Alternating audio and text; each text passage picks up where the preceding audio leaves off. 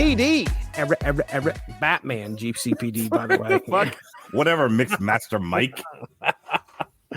Batman GCPD. We're getting ready to hit it here. This is the Source Material Comics Podcast. I'm Jesse Starsher. That over there is Mark Radulich. And we're sticking around talking more of those characters that hang around with Batman. Don't be fooled. Batman, I think, is in this comic for a quick second. One panel. What are you doing here, Batman? A very brief cameo. Yes. And GCPD, we're going to cover this a little bit differently, Mark. Okay, so be ready, because what I'm going to do, there are 4 issues, and this was written again by Chuck Dixon. Art by Jim Aparo and Bill Sienkiewicz. Bill Sienkiewicz is inking things, Mark. You remember Bill Sienkiewicz from the Demon Bear saga? God. Where he was inking with a giant house paintbrush. I think he might have been straight up artist on that thing. I'd have to look and double check and make sure. This one's Jim Aparo, who's a very good. Jim Aparo is a well-known Batman. His genitalia in the inkwell and smeared it on the paper and went Demon Bear. The only thing that would have made that worth is Jeffrey Keith. Oh, yes, Jeffrey Keith. Scott Keith. Tomorrow, you tune right in and listen to me, Darian Dean, talk about Claws and Webs, which is just straight up Sam Keith. And he's doing Venom. He's doing Wolverine. So first, I think... I really hate Keith Richards as an artist. Oh, poor... Gosh. But anyway, so I was on Movies That Don't Suck and Some That Do, and they were reading movie quotes. We had to guess which movie the movies were from, and so I couldn't figure out which one of them. So I started going Watchmen, V for Vendetta, League of Extraordinary Gentlemen. They had no idea. They probably had no clue. I had to explain what the fuck. I was like, "Do you have Tourette's?" No, it's a gag. Poor guys. They don't know what the hell's going on. But yes, Bill Sienkiewicz on inks in this one. Jim Aparo, though, very well-known Batman artist. So that's why you were probably okay with some of what you were reading here and didn't feel, you weren't like, oh my gosh, what Demon Bear shithole did this climb out of? Bill Sienkiewicz was just inking Jim Aparo, which is great. But we're going to do this one a little different. There are 4 issues to this story, Batman GCPD, but there's 4 different tales. So I'm going to stick with each individual tale. Okay. All right. Well, let me open up things because the opening kind of stands out on its own. And then what we're going to do is we'll talk about Bullock's story, Harvey Bullock's story. We'll talk about Kitch and Kaz. I didn't get Kaz's first name. I don't even know if it's said. We'll talk about their story. And then we'll talk a little bit about, I guess there's only 3 here, Montoya's story that happens throughout this. So let's open things up here. You said open it up, so I'm starting a mosh pit. Okay, you do that. In the gritty streets of Gotham, the relentless pursuit of justice takes an intense turn as Sergeant Harvey Bullock and Detective Renee Montoya find themselves on the tail of the enigmatic costumed villain known as the Dot or the Polka Dot Man. I don't know if he's changed his name, but he calls himself the Dot here. The air is thick with tension as the duo moves in to apprehend this elusive foe. However, chaos erupts when Harvey, driven by a personal vendetta, he's taking it out on the guy because the Polka Dot Man injured one of the responding officers, unleashes a torrent of extreme justice upon the Dot, utilizing the villain's own bat to deliver a beating that resonates through the darkened alleys. As the blows rain down, Montoya, the voice of reason in this chaotic dance, steps in to rein in the overzealous partner. Her stern admonishment echoes through the night, a stark reminder of the fine line they tread in their pursuit of justice. In the aftermath, Montoya, wearied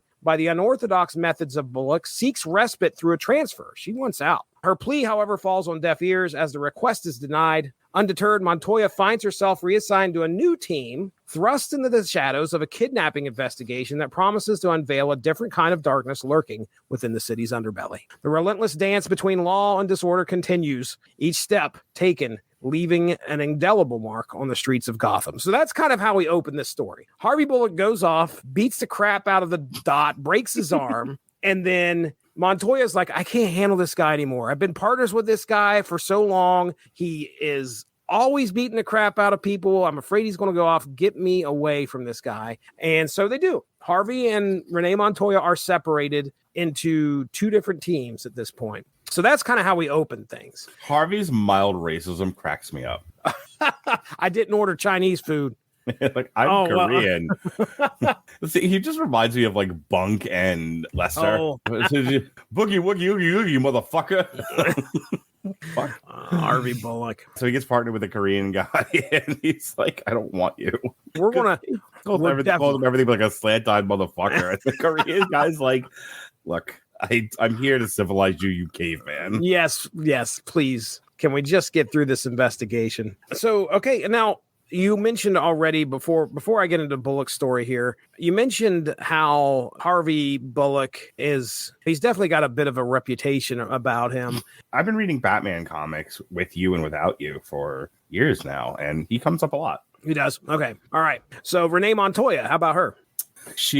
What's funny is actually my most outstanding memory of Renee Montoya is from the Injustice comic, where she takes the super pill and hulks out. Crazy. Oh, I don't remember that. Oh my goodness. She was on Batman's team and she loses her mind. Oh, Harvey and Renee are kind of presented as the yin and the yang, the angel and the devil of the Gotham City Police. It's two different perspectives. You have the one person kind of representing the ideal. This is what all cops should aspire to be, a Puerto Rican woman. What you shouldn't be is a fat white guy. That's pretty much what they're telling us now. Renee Montoya is the ideal. She does things by the book. She is one of these people enforcing the law in the way that law should be enforced. And you have Harvey Bullock, who's cynical, who is war-weary, who has lost faith in the system because the system fails to solve the problems plagued by persistent criminal activity. And so Harvey, sort of no longer respecting the institution for which he is employed, kind of goes outside the lines and is frequently having to be reined back in lest he completely cross the line and become the people he's trying to put behind bars. But Harvey would tell you that an eye for an eye is what's right. Might makes right. And that the fact that he has to brutalize people like the Polka Dot Man, it's the argument with the Joker, where how many times are we going to let the Joker out so we can kill more people? Why don't you just shoot him? Isn't that the good work? Aren't we saving people by killing this one guy? If you're going to make an omelet, you got to crack a few eggs. That's where Harvey's coming from a lot of times. Harvey is one of these people who the cops are just the most bestest people ever. And Batman changed them. Batman's existence is the tacit recognition the cops can't get the job done. And that is a direct insult to Harvey, who believes cops are angels sent from God to do his work. Right. So therein lies the conflict. And then he's not crazy about Jim Gordon either, because he feels like he respects Gordon, but then Gordon allows Batman to exist. And so by logic, that makes Gordon bad. Why do you let this piece of shit in a clown suit do what he wants? Why don't we shoot him? Right. And again, why don't you just let me do what I want to do? I'm doing the Lord's work. Where Harvey's coming from. And that's where a lot of the tension and conflict rises. Well, so Bullock is kind of definitely getting some scrutiny here now because Renee has shown a light on some of the unfortunate things that Harvey does. So let's talk about Bullock's story here. I want to read the synopsis for him, and then we'll kind of talk a little bit about what happened there. In the labyrinthine world of Gotham's law enforcement, Sergeant Harvey Bullock finds himself entangled in a web of brutality complaints, indifference, indifference, and an unexpected partnership. The air of apathy surrounding Bullock is palpable as Polka Dot Man files a grievous brutality complaint against him, an accusation that slides off Bullock's hardened exterior with disdain. All I can think about is The Wire now, season 2. Fuck you. This ain't the choir, or whatever it was, he says. Fate takes a turn when Detective Kevin Soong becomes Bullock's new partner, bringing a fresh perspective to the grim tableau. That's another thing ChatGPT likes to say. Their first assignment. I once saw Grim Tableau open up for Metallica in 1989 at the Nassau Coliseum. That's great. There probably is a fan named Grim Tableau. I would bet money and lose. Their first assignment plunges them into the heart of a macabre homicide investigation, a chilling pattern emerging where victims receive teddy bears before meeting their demise. I just want to be your teddy bear. Is it weird when a big fat guy with a beard says that to you? The investigation takes a haunting twist as Soong discloses a dark facet of his past. His last 3 partners met untimely deaths while he survived. As the duo delves deeper into the ominous puzzle, another victim falls prey, an artist marked by a teddy bear and a fatal shot. Simultaneously, Bullock faces internal affairs hearing his unyielding attitude leading to a recommendation for a psychiatric evaluation. Despondent and betrayed, Bullock reaches out to Montoya, finding solace only in her answering machine. Soon, undeterred by the shadows cast upon Bullock, arrives with a breakthrough. The victims share a connection through a sperm bank. Do you share a connection with the sperm bank, Mark Radlich? Well, these victims do. The pursuit of clues. I share a connection with a certain someone who I dumped my sperm into. Okay, all right then. That's great. I filled her with so much man semen. Oh boy. The pursuit of that is your fault. You did this. I did that. I did. I welcome that onto this podcast. You certainly you knelt down in front of me. You opened up and said, "Ah." You can't then cry what came out of me on top of you. Oh no. Oh no. The pursuit of clues lead them to the cop named Mr. How was your podcast tonight, Jesse? Let me tell you about my friend Mark. I'd rather not talk about it. Actually, that's the answer. I'd rather not talk about it. The pursuit of clues leads them to a cop named Mr. Auerbach, but they arrive too late, witnessing the murder. Back in an hour. Back. Get it? Hour back. I'll call you back in an hour. Afraid not. He's dead. Hey, Jesse, your plot synopsis is taking an hour. Back. Get it? Hour back. Hour back. Oh my gosh. They arrive too late, witnessing the murder's escape. Soon, Valiant in pursuit jumps and breaks his leg, the criminal slipping away. Undeterred, though, Soon proposes a new approach, reaching out to the recipients of the donor. Meanwhile, Bullock reluctantly attends therapy. Reluctantly, for sure. Resistant to the introspection it demands. The investigation takes a crucial turn when Soong and Bullock interview the mothers, unraveling a lead, though, through Mrs. Wilkins, whose facade begins to crumble under some scrutiny. Over coffee, Soong unveils the personal struggles he conquered through therapy, establishing a bond with Bullock that transcends the case at hand. The duo decides to probe deeper into the Wilkins' affairs, unaware that the darkness they seek hides behind a facade of normalcy. Returning home, Bullock discovers a teddy bear ominously resembling himself, a sinister gesture that sends shivers down his spine. Accusations fly within the GCPD walls, but the truth remains elusive. Soong and Bullock grapple with the conflicting evidence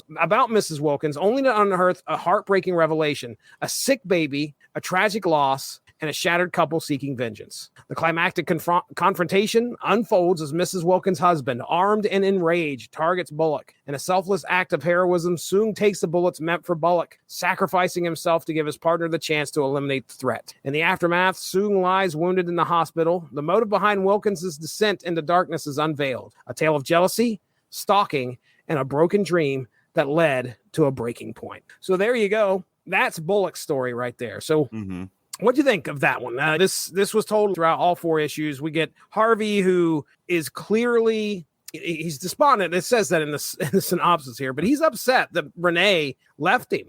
And then it's a shaming thing. As long as she's willing to tolerate his oafish behavior, he can justify it in his own mind.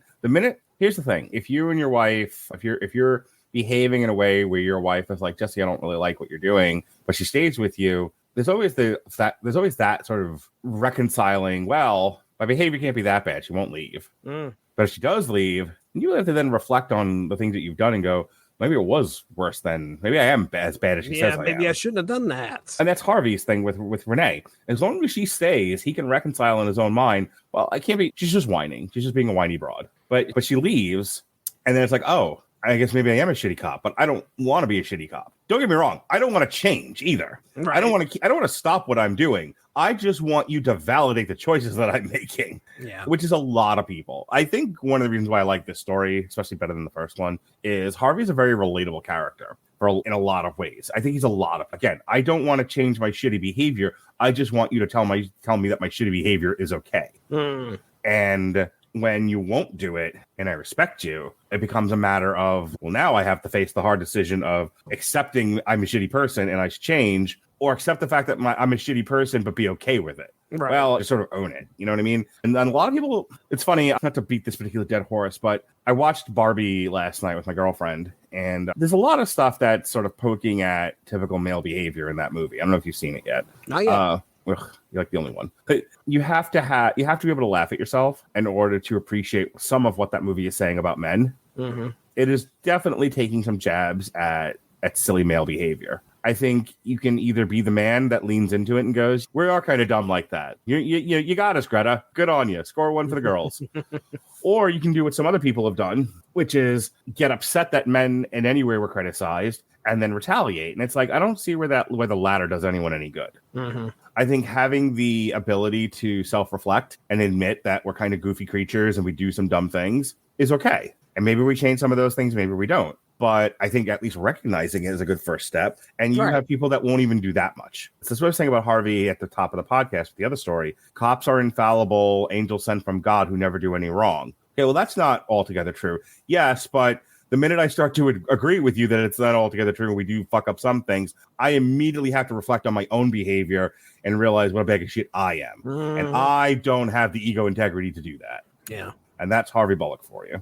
Watching Harvey kind of go through, I'm going to call it a transformation, but he learns some stuff here throughout this little story. Mm-hmm. And we also learn a lot about Harvey too, because I like that they wrote him as a complicated human being and not just, he's not one note. I think about like the 89 Batman, the way that the character is done there, where he's a caricature. He walks on the scene, there's a dead body on the ground. He's like, clearly he was drinking Drano. He's just, what's my character? Corrupt cop. What's my motivation? Corrupt cop. There's nothing more to him. It's so funny because comic books have this reputation for being like dopey kid magazines, but this is some of the better writing I've seen in terms of dramatization and characterization. They made Harvey, who sometimes, depending on who's handling him, a little on the one notice side, again, the 89 Batman. And here he's a very complex individual. You can't pigeonhole him into one kind of character type. Right. And watching him be paired up with the Korean partner, you're just waiting for him to sabotage that whole thing. Mm-hmm. That was very cliched, by the way. I don't need no damn goddamn partner. It's like, but you do. Come back, Harvey. Come back. And then there's those couple points throughout the book. There's that one point where Soong is like, you called me partner. This is the second time you've called me partner. So you're kind of watching Harvey grow a little bit. Mm-hmm. And that's the other thing. I think he's an old man. He's an older guy on the force, and they stuck him with the Puerto Rican broad, and he just gets used to her and comfortable with her. And it's now we're going to change you to this Korean fella. He's like, I don't like change. Mm-hmm. No, even if there was no other element to it, it's just literally I don't like change. My partner is Montoya. I'm old and I don't want to have to learn new people. Right. Because God knows I can relate to that. Like, can I ever? Dude, don't know how much you have to work with people anymore because you work in a basement behind the door that says beware the leopard. But at my job, we're constantly hiring new staff because we constantly have roles we have to fill. We also hire a lot of PRN staff. I don't even bother to learn these motherfuckers' names anymore. I don't care. We'll see how long you last. Yeah, I'll learn your name if you make it past, I don't know, 3 weeks. If you're still here in 6 months, maybe I'll call you by your Christian name. We have nurses that come into booking like, hi, I'm RN so and so. I don't give a fuck. Don't talk to me. Leave me alone. Paper on my desk and leave me alone unless somebody is actively saying they're suicidal. And even then, I would prefer you to just write me a note, please. I'm such a dick, but I'm almost 50. I'm almost 50. I'm war weary. I've seen a lot. I've experienced a lot. I'm exhausted. I'm out of patience with people. Right. Harvey. That's right. I'm Harvey Bullock. All of this. All of it.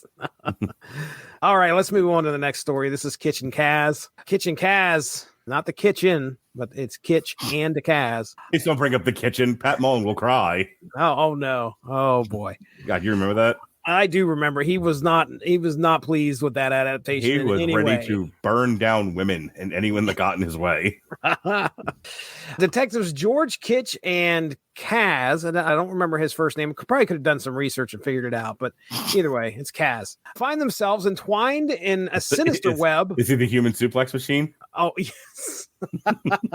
He will put you to sleep. There you go. Sleep. Oh, good stuff. They find themselves entwined in a sinister web of violent heists, betrayal, and a surprising connection. Their investigation leads them to the doorstep of a dubious lawyer by the name of Melonshaw, a familiar face intertwined in Kitch's family ties. Not the show. Despite their history, Melonshaw remains tight-lipped, offering little insight into the criminal machinations at play. So yes, again, this attorney is somehow involved or working with the insurance company. You might understand this a little bit more than I do, Mark. It's like they're stealing and then buying back the stuff at half price, which it's really cheap. Which is less than they would have paid to restock the shelves after reporting theft or something along those lines. It's basically like they're scamming the system. Okay. So the stakes heighten when the news arrives that a man left comatose in the wake of a heist has succumbed to his energies and injuries. Tensions rise as Kaz discovers Melonshaw's involvement, a revelation that stirs personal discontent within the investigative duo. A distressing call from the homicide department propels them back to Melonshaw, seeking answers in the aftermath of another heist. Frustration boils over as Melonshaw refuses to aid their pursuit of justice, prompting Kitch's abrupt departure. On the outskirts of Gotham, a twist of betrayal unfolds as one of the robbers meets a grisly end in Gotham Harbor, betrayed by his own accomplice. To untangle the intricate threads of this criminal underworld, Kitch and Kaz turn to an unlikely ally, Matches Malone, which, have you ever heard of that name before? I once saw Matches Malone open up for Metallica in 1989 at the Nassau Coliseum. Matches Malone is Bruce Wayne's alternative criminal undercover identity. So when they punched the shit out of Matches Malone, they're punching the shit out of Bruce Wayne. So nice. Yeah. Okay, Yeah. I did not actually pick that up. Well, and there's one panel where you see Batman swing away after they do that, and that's because Bruce Wayne is Matches Malone, and I think it's Kitch is like, man, he could take a punch, specifically because it's Batman.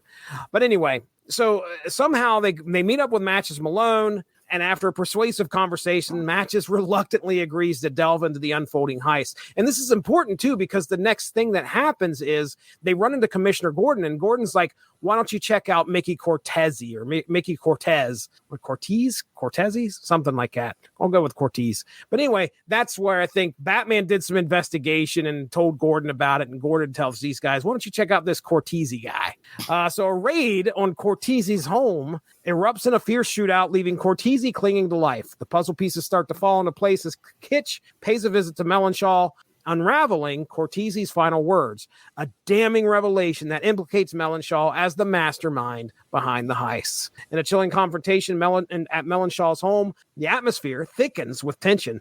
Melonshaw, exposed and cornered, draws a weapon on Kitch. However, loyalty prevails as Kaz emerges, gun drawn, coming to Kitch's aid in sealing Melonshaw's fate. The arrest of the once elusive mastermind brings a semblance of justice to the darkened streets of Gotham. So there you go. That's Kitch and Kaz, which, by the way, I'm certain that these guys were probably in the Gotham Central stuff that we read, but I don't remember them at all. So Kitch and Kaz, what do you think of this story? It's a heist story. If you hadn't read that, I don't know if I would have remembered it.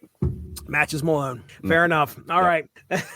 Sorry. Look, I spent a long time. I think I've done my part for this particular book. I spent a long time talking about Harvey and Renee and everything. I was a good boy. The details of this particular story did not ring out to me. All right. That's fine.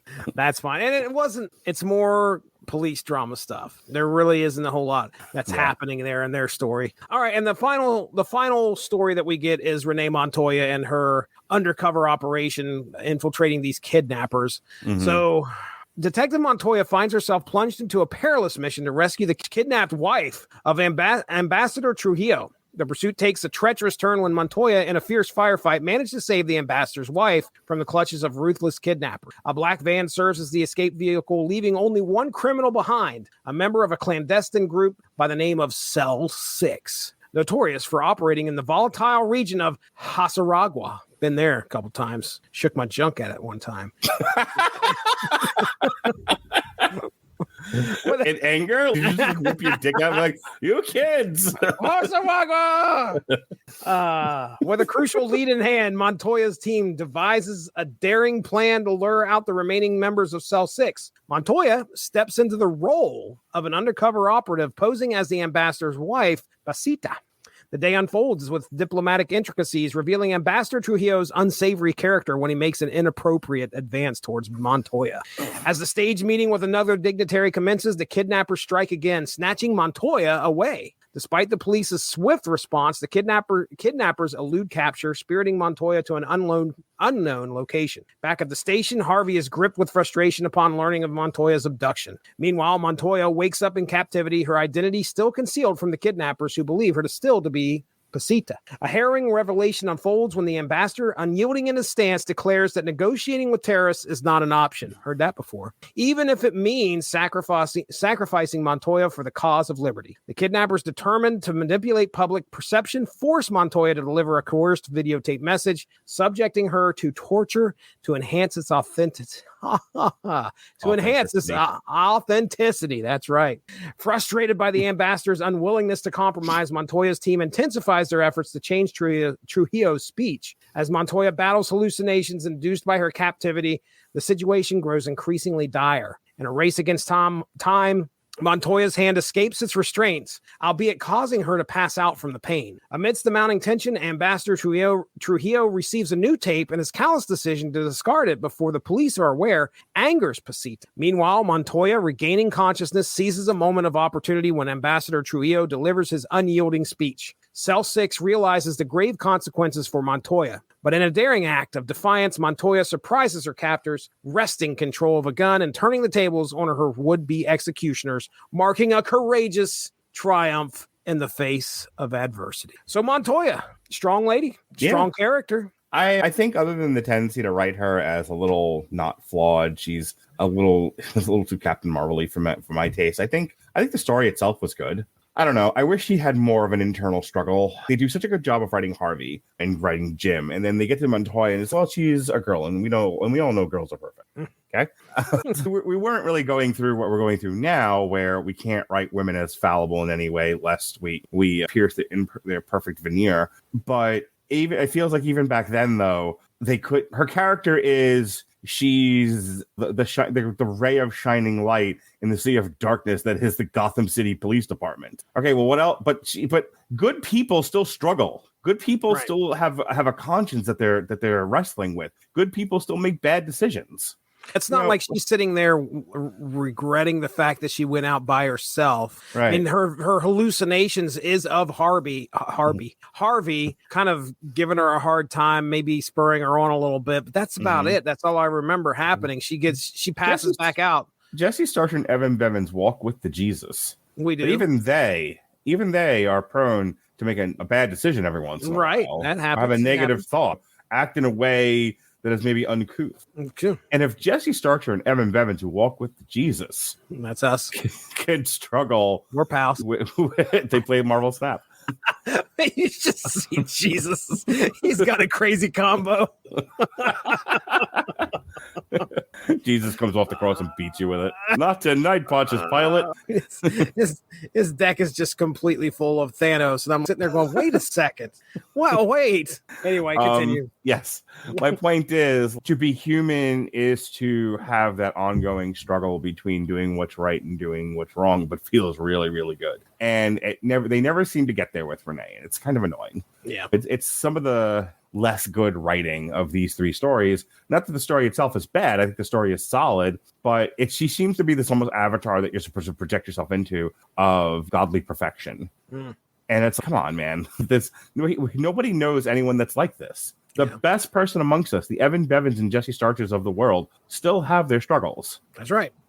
She didn't seem to struggle too much. Right. I mean, other than the fact she's just about to die. But again, that's not an emotional struggle as far as like, right. That's not an internal struggle. That's a outward struggle. Survival. Right. Yeah, it's a situational struggle. And I find that to be less interesting than someone's like an internal struggle. Right. I'm wondering how many people read this though and don't care. How many people read her and just like, oh, I don't know, she's also a girl, so who knows?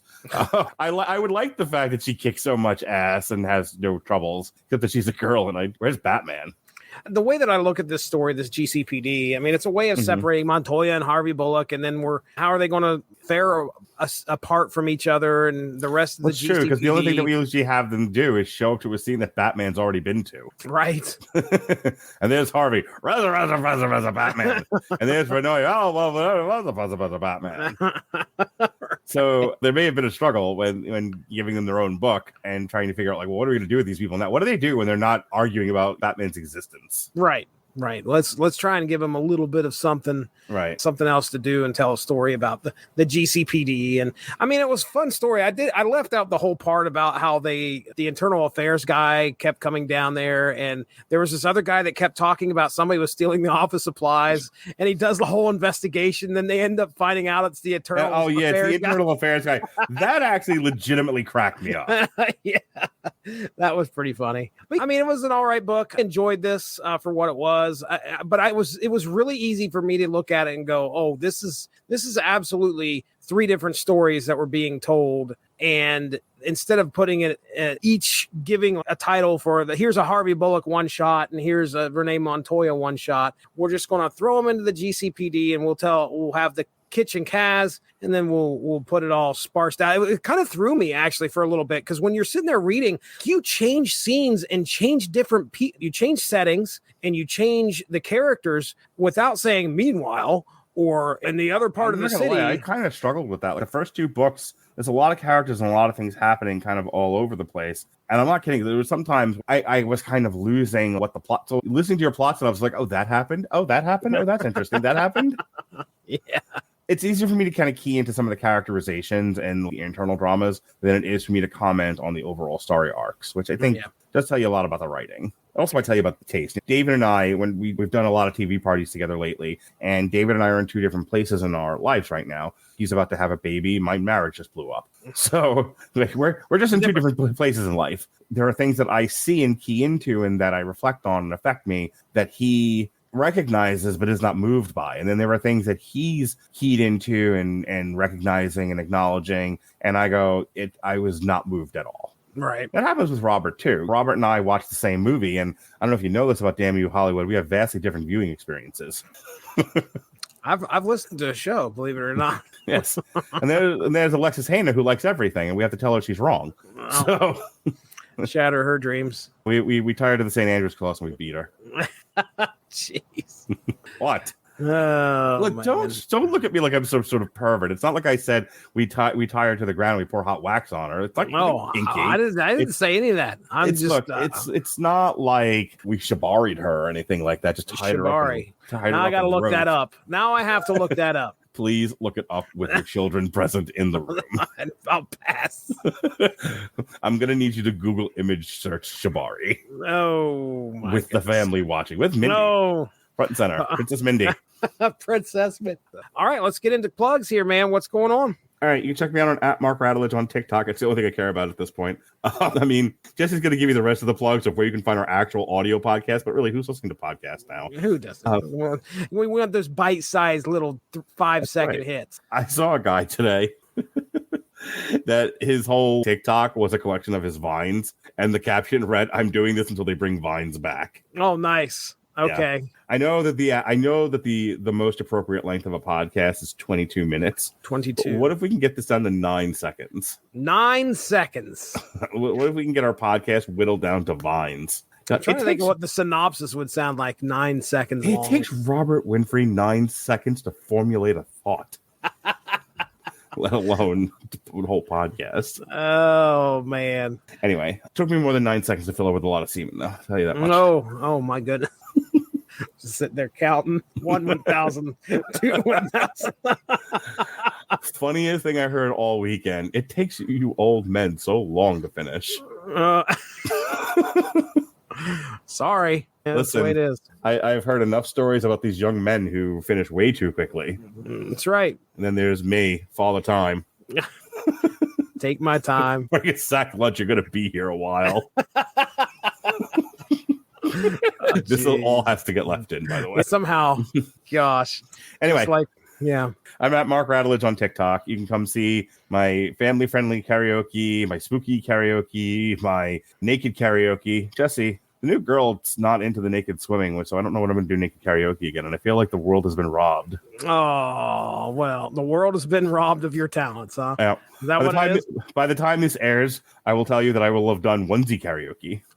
Next weekend, I'm going to an adult onesie karaoke party at a bar in Largo. Wow. So I'm going to be a vegetable of some sort, like a yam, or possibly an eggplant. I'm going to be this fat ass. It's going to be wearing a onesie, and I'm going to be singing karaoke. That's beautiful. Do you own a onesie? I bought one. You bought one for this I bought special one. event. I did not buy. Now, when people talk about onesies, they talk about footy pajamas, or they talk about That's what I'm thinking. That's the kind of thing that furry would wear, something with that approximates the look of an animal. Okay. So, like, if you look on my Facebook page and you go to my events, you can see the picture that accompanies the adult onesie karaoke party and see what this getup this guy's wearing that invited me to this. Boy. Yeah, buddy. So there was no way on earth I was wearing that. I have some pride. But I did, but I bought an adult onesie. It's basically a jogging suit that is a one piece instead of two pieces. Oh, all right then. With a hood. Works. With a hood. With a hood. So I'm gonna look like a fat X-Men. That's perfect. I swell up like this. Perfect. So that'll be on my TikTok at Mark Radulich. Keep an eye out, ladies and gentlemen. You can see my son saying detachable penis at the family friendly karaoke at the Wabash Pizzeria and Ice Cream in Lakeland. Oh, wow. And mortify a bunch of old people. They were like, time to get my pizza and leave. He's like, why is this 9-year-old child? Well, as for myself. Do you ever do like strip snap? Do you never do strip snap. You lose a battle, you lose a shirt. Don't do that, Mark. I'm afraid not. I'm afraid not. You should ask him if he's into it. You know what? You ask, Evan. I don't play Marvel Snap. Oh, well, that's unfortunate. You need to pick up the phone and play sometimes. Listen, you can check out the Source Material Comics podcast. It is on the W2M network, and we have this show right here, Source Material. We also have the Unspoken Issues podcast, where we focus on 90s comics. That is out there. And of course, Snap Material with my buddy Evan Bevins, where we discuss Marvel Snap, that mobile card game that's taking the world by storm. So check it out. And get naked. I mean, it's platonic, but they get naked. And get naked, yes. I keep forgetting to put that on the plugs. I don't know why. All right, well, we're getting out of here. Then he comes down the stairs. He's like, why are you naked, Jesse? He's like, why aren't you? She doesn't have an answer for him. That's Mark Radulich over there. I'm Jesse Starcher. We're getting the hell out of here. Have a good one. Bye-bye. Thanks for joining us. All of this would not be possible without W2Mnet.com, so make sure to seek them out for more podcasts. If you enjoyed what you heard today, please feel free to share, and we look forward to entertaining you again soon.